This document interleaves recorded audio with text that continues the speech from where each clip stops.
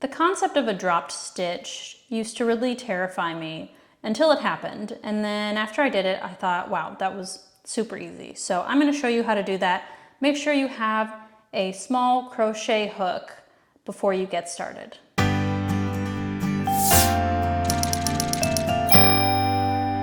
So what's it going to look like when you come upon a dropped stitch in your knitting? How are you going to know? Well, you're just going to be knitting along and you're going to feel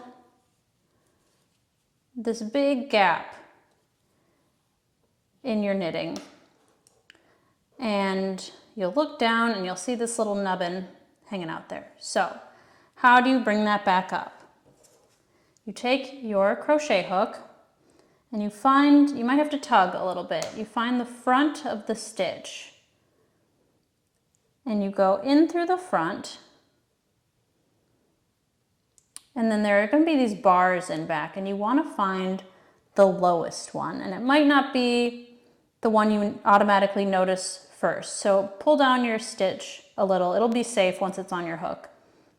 And then grab the bar with your hook and you pull it through that stitch. And now this is a new stitch on your hook, and you have to take it off your crochet hook, put it back in through the front, and then you find the next bar hiding behind there and pull it through.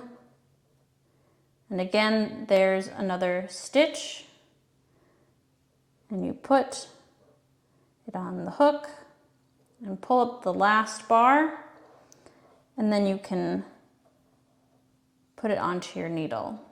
And you will have to knit that one. You don't want to put it on your right needle. It's not a knit stitch.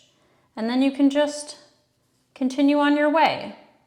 If you found this video useful, please like and subscribe to my channel. I would really appreciate it.